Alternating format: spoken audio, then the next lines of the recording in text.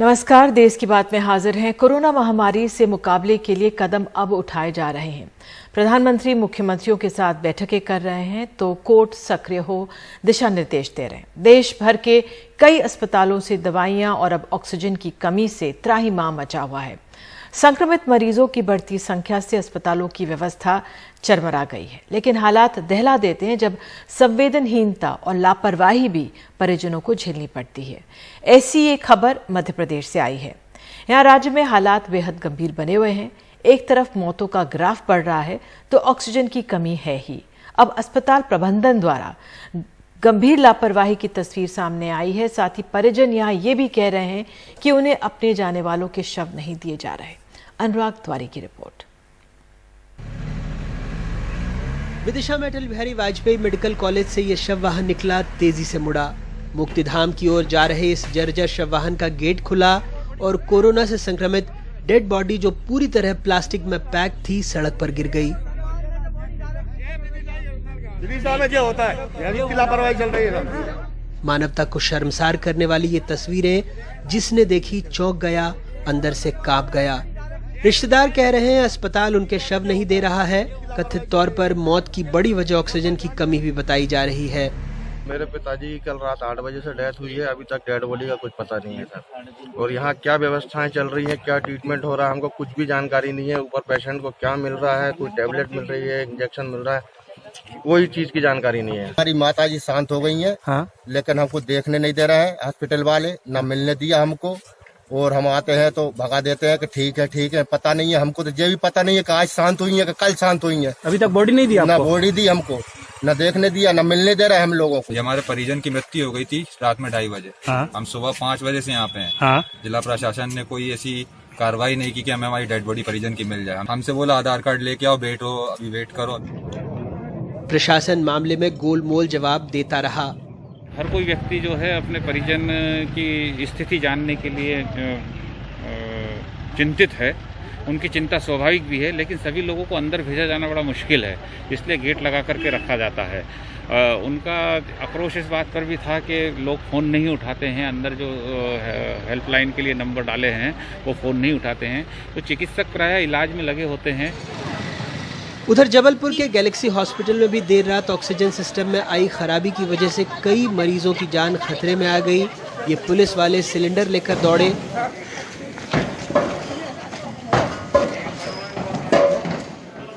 अस्पताल में oxygen support पर 31 से ज्यादा मरीज थे। आरोप है कि 5 की मौत हो गई। 1.5 घंटे तक यहाँ पे ऑक्सीजन नहीं थी।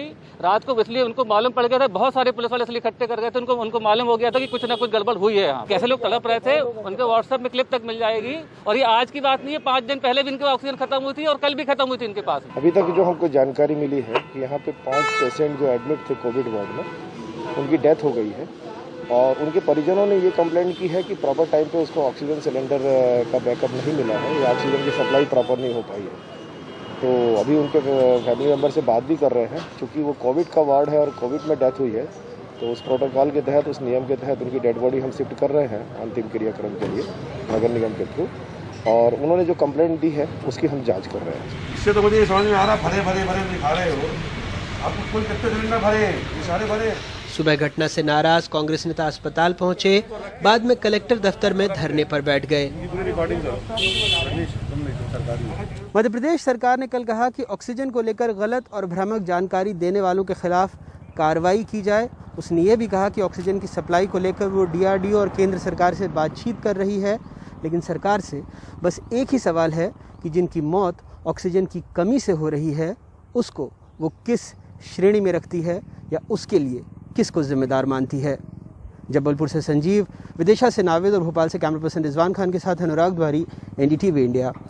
और अनुराग द्वारी हमारे साथ मौजूद हैं। अनुराग, ऑक्सीजन की कमी से मौत तो तमाम ओर से ऐसी खबरें आ रही हैं, हर राज्य से खबरें आ रही हैं, दिल्ली की, देश की राजधानी से भी ऐसी खबरें। लेकिन जो आपकी खबर का पहला दृश्य था, जिस तरह से जो शव है वो किस तरह से ज़मीन पर आके गिर जाता है, ये लापरवाही, और फिर जिस तरह से परिवार वाले तड़प रहे हैं कि उनकी जो शव हैं, जो उनके दिवंगत लोग हैं, उनका नहीं दिया जा रहा, ये क्या बात हुई? उस क्या क्या कहा जा रहा है वहाँ पर? देखिए, अस्पताल प्रशासन तो ये मानने को तैयार नहीं होता कि किसी की मौत हुई है ऑक्सीजन की कमी से। और जब ये बात राज्य के मुखिया के स्तर से आए, क्योंकि अगर बार बार राज्य सरकार ये कह रही है कि हम सरप्लस में है, अगर आपने आज केंद्र के आंकड़े देखे होंगे तो उस हिसाब से भी मध्य प्रदेश सरप्लस में है, यानी जितनी आपूर्ति हो रही है मांग उससे कम है। लेकिन हकीकत, कल एक बड़े निजी अस्पताल ने हमसे फोन करके कहा, देर रात तक मेरे पास 3 अस्पतालों के फोन आ गए कि हमारे यहाँ ऑक्सीजन खत्म हो रही है, मरीजों की जान खतरे में है, कुछ कर लीजिए। हम जिस भी स्तर पर ले जा सकते हैं इस बात को ले जाते हैं, उन अधिकारियों से बात करते हैं और किसी तरह से एक स्टॉप गैप अरेंजमेंट की तरह वहां पर ऑक्सीजन की उपलब्धता सुनिश्चित होती है। जहां तक आपने निधि इस शव की बात कही, पूरे राज्य में आप तस्वीरें उठा करके देख लीजिए। सरकार बड़ी हाई लेवल की मीटिंग कर रही है, बहुत सारे मंत्रियों को जिम्मेदारी देने की बात कह रही है, ये भी कह रही है हम लोगों को धमकाने चमकाने के लिए कि अगर ऑक्सीजन की सुनिश्चितता को लेकर, उपलब्धता को लेकर कोई गलत भ्रामक जानकारी आती है तो कार्रवाई करेंगे। सरकार कार्रवाई कर ले, लेकिन अगर सरकार वक्त पर कार्रवाई करती, क्योंकि पिछले साल जब ये दिक्कत हुई थी तो सरकार ने कहा था 9 जिलों में टेंडर जारी हो गए। मुख्यमंत्री ने खुद सामने आकर कहा कि मैं 6 महीने के अंदर बाबई में 200 मीट्रिक टन का, इतना बड़ा राज्य है, 7.5-8 करोड़ की आबादी है, वहां पर एक भी ऑक्सीजन प्लांट नहीं है। क्या ये सरकार का गैर जिम्मेदाराना व्यवहार नहीं था? क्या जब ऑक्सीजन की लहर नीचे हुई थी तब इस तरह के इंतजाम नहीं किए जाने थे? अब फिर वही हो रहा है कि जैसे ही समस्या विकराल रूप धर रही है, आप स्टॉप गैप अरेंजमेंट करने की कोशिश कर रहे हैं। आज तमाम मीडिया पर यही तस्वीरें छाई हुई हैं कि किस तरह से ऑक्सीजन टैंकर को एयरलिफ्ट करके जामनगर ले जा रहे हैं और वहां फिर ऑक्सीजन टैंकर आएंगे। लेकिन क्या जो मरीज मर रहा है वो ऑक्सीजन टैंकर आने तक इंतजार कर सकता है? ये वही हृदय विदारक तस्वीरें हैं जो हम दर्शकों के सामने लेकर के आ रहे हैं और यही कमियां हैं जिसके बारे में हम 1 साल से सरकार को चेतावनी दे रहे हैं, 1 साल से बताने की कोशिश कर रहे हैं, लेकिन कहीं कोई इंतजाम नहीं हुआ है। इसी तरह शव फेंके जा रहे हैं, कई ऑक्सीजन की कमी से लोगों की मौत हो रही है, कोई फेविफ्लू, कोई रेमडेसिवियर, कोई तमाम ऐसी चीजों के लिए संपर्क साधने की या सरकार को जताने की कोशिश कर रहा है कि उसकी वजह से कितनी दिक्कत सामने आ रही है। निधि, बिल्कुल अनुराग, आपने ये रिपोर्ट भेजी है, बहुत ज़रूरी है। इस तरह से तस्वीरें देखकर हम सब विचलित होते हैं, लेकिन ये देखना ज़रूरी है क्योंकि इससे ही जो प्रबंधन है वो जागेगा और हालात का संज्ञान लेगा और व्यवस्था को दुरुस्त करेगा। और अब आइए हम रुख करते हैं उत्तर प्रदेश का। उत्तर प्रदेश में कोरोना मरीजों की भर्ती के लिए अब नए नियम बनाए गए हैं, जिसके मुताबिक अब जो चीफ मेडिकल ऑफिसर है उसकी चिट्ठी के बिना भी कोरोना मरीज अस्पताल में भर्ती हो सकेंगे। इससे पहले मरीजों को कोविड कंट्रोल रूम के जरिए सीएमओ की अस्पताल अलॉट करता था। सीएमओ की इजाजत के बिना कोई भी मरीज कहीं भर्ती नहीं हो सकता था। ऐसे में मरीजों को लंबे वक्त तक भटकना भी पड़ता था और कुछ मरीजों की तो ऐसे में मौत भी हो जाती थी। सीएमओ से बात करना इतना मुश्किल है कि योगी सरकार के कैबिनेट मंत्री ब्रजेश पाठक ने तो चीफ सेक्रेटरी को एक खत लिखकर शिकायत की कि सीएमओ उनका फोन नहीं उठाते हैं। और हमारे वरिष्ठ सहयोगी कमाल खान हमारे साथ मौजूद है। कमाल, ये एक नियम बदल गया है, इससे शायद बहुत राहत महसूस हो रही होगी, लेकिन इस समय क्या हालात? देखिए, ऐसा है कि इसमें तो राहत मिलेगी कि अगर आप यहाँ पे आज तो हम वहाँ गए नहीं, अगर कोविड कंट्रोल रूम के बाहर अगर आप आके आधे घंटे खड़ी हो जाइए तो आप रोने लगिएगा। वहाँ पे एक 14-15 साल की बच्ची कल रो रही थी कि मेरे पिता के नाक से खून बह रहा है, मुंह से खून बह रहा है, हमने सब अप्लाई कर दिया है, हमें हॉस्पिटल नहीं मिला है, डॉक्टर ने कह दिया है कि वेंटिलेटर जरूरी। आप सोचिए कि एक 15-16 साल की मासूम बच्ची के दिल पे क्या गुजर रही होगी, जो एक इतनी आलीशान शीशे की बनी हुई इमारत के बाहर सड़क पे अकेली खड़ी रो रही है। वहां बल्लियां लगी हुई, अंदर कोई जा नहीं सकता, अंदर अफसर बैठे हुए हैं। आप ये सोचिए, इससे थोड़ी राहत जरूर मिलेगी। बहुत सारे लोग वहां पे आपको रोते पीटते मिल जाएंगे। एक शख्स एक दिन आके बहुत रो रहा था कि मेरी पत्नी गर्भवती है, उसका ऑपरेशन नहीं हो रहा है, उसको कोविड हो गया है। वहां एक महिला पत्रकार मौजूद थी, इत्तेफाक से वहां डीएम आ गई थी। उन्होंने जाके डीएम साहिबा से सिफारिश की कि डिलीवरी तो होनी ही है, वो तो नहीं टल सकती है, इसकी सर्जरी तो करनी ही पड़ेगी, बच्चा तो पैदा ही कराना पड़ेगा। तो डीएम ने वहां स्टाफ के लोगों को डांटा। उसके बाद एक आदेश जारी किया कि कोविड या नॉन कोविड जो भी डिलीवरी है ये कराना आपकी जिम्मेदारी है, क्योंकि बच्चा अपने समय से जन्म लेगा। तो वहां पे आपको इतने लोग रोते बिलखते गिड़गिड़ाते मिल जाएंगे कि वहां पे कोई भी रहमदिल इंसान जाके रोने लगेगा। इसमें कुछ राहत जरूर मिलेगी, लेकिन आप एक चीज देखिए कि अगर लखनऊ जैसे शहर में 55,000 या 56,000 कोविड के मरीज हों और 5500 बेड हो तो क्या हो सकता है। शायद इतने बिस्तरों का इंतजाम करना भी बहुत बड़ी बात है, क्योंकि इतने बड़े पैमाने पे अचानक केसेस आ गए हैं और इतने बड़े पैमाने पे बेड का इंतजाम करना बड़ी मुश्किल बात है।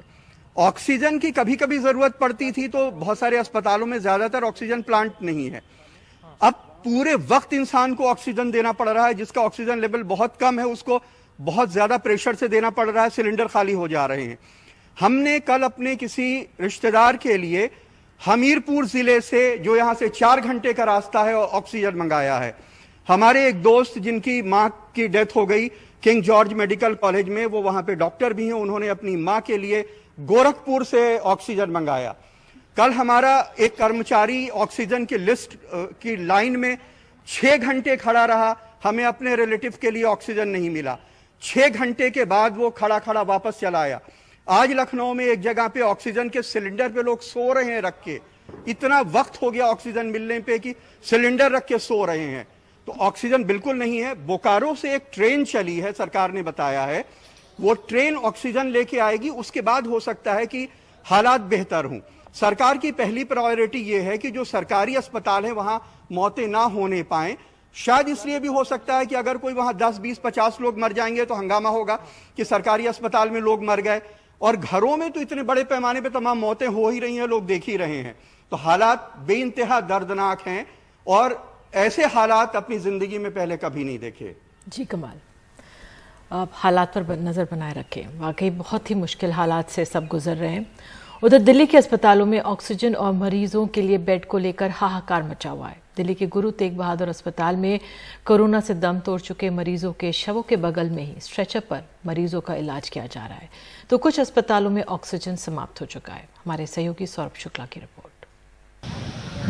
दिल्ली के जीटीबी अस्पताल के बाहर कोरोना से मर चुके मरीज के शव के बगल में स्ट्रेचर पर एक बुजुर्ग महिला का इलाज किया जा रहा है।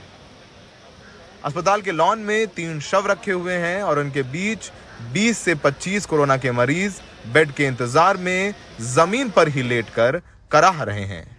और यहाँ पर एक नहीं 3 से 4 डेड बॉडीज हैं जिनकी कोरोना से डेथ हुई है, लेकिन कई घंटों बाद भी इनको यहाँ से एम्बुलेंस ले जा करके मॉर्चरी तक या फिर शमशान गृह तक नहीं ले जा पा रहे हैं, क्योंकि इतना ज़्यादा वर्कलोड है। दिल्ली के पेंटामेड अस्पताल के बाहर 32 साल के प्रदीप मिश्रा असहाय हो रो रहे हैं। यहाँ उनकी मां भर्ती हैं और अस्पताल ने कह दिया है कि ऑक्सीजन खत्म होने वाली है। परिवार वालों को कह दिया गया है कि खुद अपने मरीजों के लिए ऑक्सीजन का इंतजाम करें। मैं अब अपने लेवल पे कहाँ चला जाऊँ कि मेरे को एक सिलेंडर मिल जाए, ऑक्सीजन मिल जाए जो मैं कर लूँ, और फिर मेरी कैपेसिटी से बाहर वो चीज़ें मार्केट में मिल रही हैं। मेरी मम्मी एडमिट है, यहाँ पर लाया हूँ, सुबह से है, लेकिन उनके लंग्स ख़राब हो रहे हैं, उसके कारण ही कोविड के पॉजिटिव हैं, लेकिन मेन चाहिए उनको ऑक्सीजन। अब ऑक्सीजन है नहीं। दिल्ली का बत्रा अस्पताल भी शुक्रवार से सरकार से ऑक्सीजन के लिए गुहार लगा रहा है। अस्पताल ने शाम को ये कहते हुए पुलिस बुला ली कि अगर ऑक्सीजन की कमी के चलते मौतें हुई तो वो जिम्मेदार नहीं है। We have about 500 liters of liquid medical oxygen left with us. Now this is enough for half an hour. Now think of a patient's life after half an hour. We have declared emergency. We are running from pillar to post. Delhi में oxygen को लेकर हाहाकार है। दर्जनों अस्पतालों में oxygen खत्म हो चुकी है। परिजन अपनों के लिए ऑक्सीजन सिलेंडर लाने के लिए दर दर भटक रहे हैं। प्रशासन गायब है। सोचिए अगर देश की राजधानी में ये हाल है तो तमाम जो दूसरे शहर है उत्तर प्रदेश, जहाँ तक हम नहीं पहुँच पा रहे हैं, मध्य प्रदेश में, उत्तर प्रदेश में, राजस्थान में, वहाँ पर क्या हाल होगा। और ये तस्वीरें आपके सामने हैं कि कैसे एक डेड बॉडी है, उसके बगल में एक बुजुर्ग महिला का इलाज किया जा रहा है, उनको ऑक्सीजन दी जा रहा है। सहयोगी अशोक महाले के साथ सौरभ शुक्ला, एनडीटीवी इंडिया। तो कंट्रोल रूम राज्यों के नोडल अफसरों के लिए बना दिया गया है, जिससे ऑक्सीजन की सप्लाई और प्रबंधन ठीक से किया जा सके, लेकिन जमीनी हालात में इसका असर नहीं दिख रहा है। गाजियाबाद के अस्पतालों में बेड और ऑक्सीजन की कमी है, लिहाजा एक गुरुद्वारे के वॉलंटियर्स सड़कों पर ही मरीजों को ऑक्सीजन दे रहे हैं। गाजियाबाद से रवीश रंजन शुक्ला की रिपोर्ट देखिए। अब एक बहुत ही खौफनाक तस्वीर आपको कोरोना संक्रमण की दिखाना चाहते हैं। हालांकि दिल नहीं कह रहा है कि इस तस्वीर को आप देखें, क्योंकि बहुत ही दिल दहला देने वाली है। खुद हम लोग भी काफ़ी इन तस्वीरों को देखकर परेशान हो गए। मैं इस वक्त गाज़ियाबाद के इंदिरापुरम पर मौजूद हूँ। ये आप देखिए गुरुद्वारा है गाज़ियाबाद में, सड़क के किनारे। और अगर मैं आपको दिखाऊं तो ये आप देखिए कि कैसे लोग यहाँ पर गाड़ियाँ ला के, और गुरुद्वारे के लोगों ने यहाँ पर ऑक्सीजन सिलेंडर सड़क के किनारे मुहैया करवाया हुआ है। तो ये आप देखिए कितनी हैरत अंगेज ये तस्वीर है। और केवल इस तरीके से एक पेशेंट यहाँ पर नहीं है, बहुत ही हैरत अंगेज यहाँ पर तस्वीरें हैं। बहुत ही दिल एकदम से रो रहा है इन तस्वीरों को दिखा के। ये आप देखिए कि आंटी हैं, काफ़ी जो है वो सांस की प्रॉब्लम है।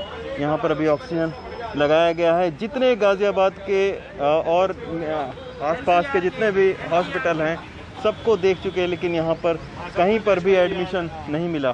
कल रात से हमने 200 पेशेंट्स को बचा दिया है। जो 45 से 40 ऑक्सीमीटर पे नोट करके लेके आए थे उनको हमने 90 प्लस करके भेजा यहाँ से। सवाल ये उठता है सर कि जब आप लोगों के पास में सिलेंडर मुहैया हो जाता है तो आखिर सरकार क्यों नहीं मुहैया कर रही है? सरकार पता नहीं क्या कर रही है, हमें तो समझ नहीं आ रहा। लोग यहाँ बेबस होके आ रहे हैं हमारे पास। जो प्राइवेटली अवेलेबल थे अपने कार्यकर्ताओं को बेच दिए, वो ब्लैक कर रहे हैं। 2000 का सिलेंडर 30,000 में बेच रहे हैं। अच्छा, आप ये बताइए, आपके भी पेशेंट यहाँ पर आए हैं? सारे हॉस्पिटल आपने देखा? हाँ जी, बिल्कुल देख लिए, बिल्कुल देख लिए। अच्छा, किसी पे कोई अवेलेबिलिटी नहीं है। सब जगह जो है या तो प्राइम मिनिस्टर की तरफ से बोर्ड लगे हुए हैं कि अपना ख्याल खुद रखो, अपना ख्याल खुद ही कर रहे हैं, और इलेक्शन में भी अपना ख्याल खुद ही रखेंगे।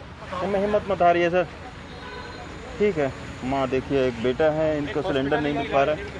सहारा होता है, बेटा है जो हॉस्पिटल ही नहीं लेंगे पेशेंट को, कहाँ जाएंगे? ये तो गुरुद्वारे का सहारा, इन्होंने लोग लगे हुए सेवा में, लोगों की सेवा लगे पड़े, धूप में लोगों की सेवा कर रहे खड़े होके। इनसे बड़ा कौन होगा? हमारे भगवान गुरुद्वारे वाले सभी। देखिए माता जी बहुत सांस नहीं ले पा हमारे रहे वॉलंटियर, हमारे सेवादार लगे हुए हैं, लोग दिन हैं। रात लगे हुए हैं सेवा करने के लिए। सिलेंडर लगातार पहुंचाया जा रहा है यहाँ पे, और बहुत ही खौफनाक तस्वीर है, बहुत ही हैरान करने वाली तस्वीर है। ईश्वर न करे कि इस तरीके की तस्वीरें आपको देखनी पड़े और हमें दिखानी पड़ जाएं, लेकिन क्या किया जा सकता है कि जब हालत ऐसी हो कि लोग अपनी अपनी गाड़ियों में अपने अपने पेशेंट को लेकर यहाँ पर आ रहे हैं, ऑक्सीजन यहाँ पर किसी तरीके से गुरुद्वारे के लोग मुहैया करवा रहे हैं, और फिर लोगों की जान बच रही है। कल रात 12 बजे से इसी तरीके से इंदिरापुरम का ये जो गुरुद्वारा है, ये लोगों के लिए एक उम्मीद की किरण बना हुआ है। और देख सकते हैं कि यहाँ पर दर्जनों की तादाद में जो गाड़ियाँ हैं वो अपने पेशेंट को, अपने मरीज़ों को लेकर यहाँ गुरुद्वारे में आए हैं ताकि एक उनको ऑक्सीजन का सिलेंडर मिल जाए। ये सड़क भी अब जो है वो बंद कर दी गई है, केवल पेशेंट, मरीज़ और उनके तीमारदार आ सकते हैं। लेकिन जो भी हो, इस कोरोना की आपदा में ऐसे भी तमाम सारे मदद के हाथ उठ रहे हैं जो अपने व्यक्तिगत स्तर पर कोशिश करके लोगों की जान बचाने की कोशिश कर रहे हैं, और इसी का एक उदाहरण इंदिरापुरम का ये गुरुद्वारा भी है। गाजियाबाद से रविश रंजन शुक्ला, एनडीटीवी इंडिया। तो कंट्रोल रूम तो बना दिया गया है, लेकिन ज़मीन तक किस तरह से उसका असर होगा, ये इसका इंतज़ार हमें करना पड़ेगा। शायद देश की बात में आगे है, कोरोना संक्रमण क्यों इतनी तेज़ी से फैल रहा है, एक खास रिपोर्ट आपको दिखाएंगे।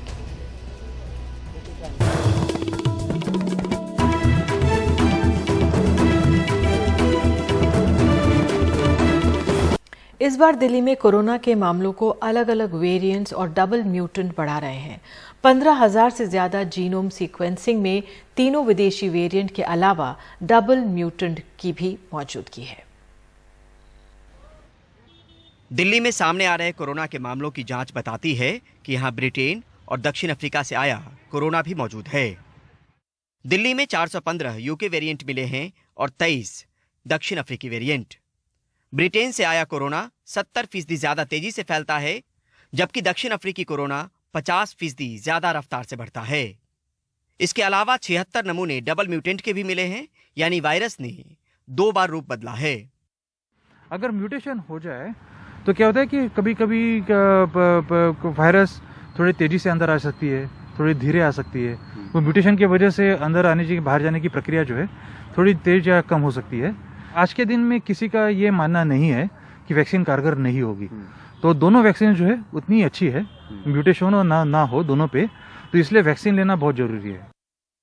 वहीं महाराष्ट्र के 64 सैंपल में यूके, 6 में साउथ अफ्रीकन, 1 में ब्राजीलियन वेरिएंट के अलावा डबल म्यूटेंट 427 सैंपल्स में पाए गए हैं। महाराष्ट्र में 50% से ज्यादा सैंपल में डबल म्यूटेंट की मौजूदगी की बात दिखी है।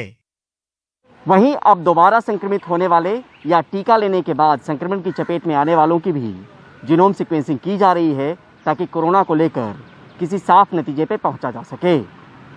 नई दिल्ली से परिमल कुमार, एनडीटीवी इंडिया। और अब खबर बिहार से। पटना के विशेष कोविड अस्पताल नालंदा मेडिकल कॉलेज में जूनियर डॉक्टर्स हड़ताल पर चले गए। ये कदम उन्होंने इसलिए उठाया क्योंकि कुछ लोगों की मौत के बाद उनके परिजनों ने अस्पताल में तोड़फोड़ और गाली गलौज की। जिला प्रशासन तुरंत उनकी सुरक्षा बढ़ाने की बात कर रहा है, लेकिन वो वार्ड में जाने से इनकार कर रहे हैं। कोरोना संकट में डॉक्टर्स और दूसरे मेडिकल स्टाफ लंबी शिफ्ट में काम कर रहे हैं, बड़ी तादाद में मरीजों का इलाज कर रहे हैं और ऐसे में इस तरह का परिजनों का व्यवहार दुखदाई है।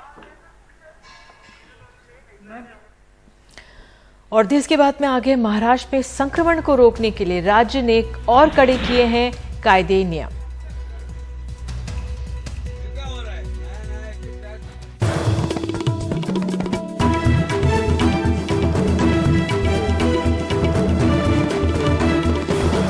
बढ़ते कोरोना संक्रमण को देखते हुए महाराष्ट्र में 22 अप्रैल की रात से ही और कड़े नियमों को लागू कर दिया गया है, जिसके बाद कई जगहों पर पुलिस नाकेबंदी कर रही है और बाहर निकलने वालों से पूछताछ भी कर रही है। शुक्रवार सुबह मुंबई में अलग अलग जगहों पर स्थानीय प्रशासन के अधिकारी राज्य सरकार की ओर से जारी किए गए नए नियमों को कड़ाई से लागू करते नजर आए। मुंबई लोकल में अब 1 मई तक केवल सरकारी कर्मचारी और अत्यावश्यक सेवाओं से जुड़े लोग ही सफर कर सकते हैं। स्टेशन की ओर जाने वाले कई गेट को बंद किया गया है और प्लेटफॉर्म पर भी लोगों से पूछताछ कर कई लोगों को वापस लौटाया गया। बॉम्बे स्टॉक एक्सचेंज और एनएससी स्टॉक एक्सचेंज दोनों ही गवर्नमेंट ने चालू रखा हुआ है। अगर ये इंडिया का इकोनॉमी है तो कम से कम एटलीस्ट बॉम्बे स्टॉक एक्सचेंज और एनएससी एक्सचेंज वाले को तो जाने देना चाहिए ना, स्टाफ वाले को। कंपनी ने हमको पास बना के भी दिया है, 30 दिन का वैलिडिटी डेट दिखा है, तो भी हुए नहीं, ये मान नहीं रहे, टिकट ही नहीं दे रहे, तो आदमी जाएगा कैसा काम पे। सड़कों पर भी पुलिस तैनात दिखी। बसों को केवल 50% की क्षमता में चलाया जा रहा है और सड़कों पर पुलिस गाड़ियों से जाने वालों से बाहर निकलने की वजह पूछ रहे हैं। महाराष्ट्र में जारी किए गए नए आदेश के अनुसार राज्य में धारा 144 लागू है। बेवजह बाहर निकलने पर कार्रवाई की जा रही है। वाहन से सफर करने वाले अत्यावश्यक सेवाओं से जुड़े लोगों के लिए पुलिस ने कलर वाले स्टिकर जारी किए हैं।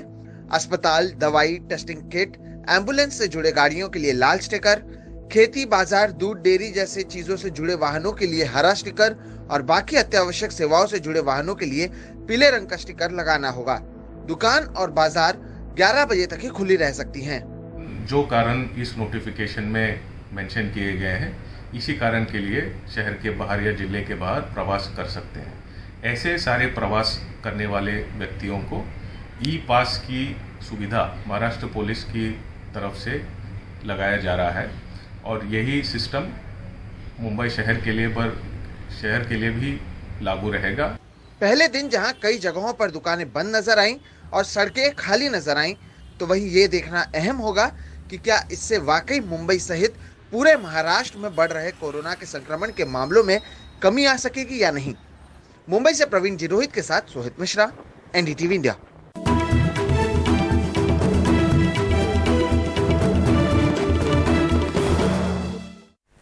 केंद्र सरकार ने कोरोना महामारी से जूझते देश के गरीबों के लिए मुफ्त में अनाज देने का ऐलान किया है। इस नए ऐलान में केंद्र सरकार की तरफ से कहा गया है कि 2 महीने के लिए गरीबों को मुफ्त अनाज 5 किलो अनाज हर महीने मिलेगा। प्रधानमंत्री गरीब कल्याण अन्न योजना के तहत ये अनाज मिलेगा। 80 करोड़ लोगों को इस योजना का फायदा होगा और इस नई योजना पर 26,000 करोड़ रुपए खर्च होगा। उधर ऑक्सीजन की किल्लत दूर करने के लिए दिल्ली, मध्य प्रदेश, उत्तर प्रदेश और आंध्र प्रदेश के लिए इंतजाम किया जा रहा है ऑक्सीजन एक्सप्रेस का इंतजाम। रेलवे के रूट्स का सर्वे और कड़ी सुरक्षा के बीच बोकारो और विशाखापट्टनम से ऑक्सीजन की खेप रवाना की गई है।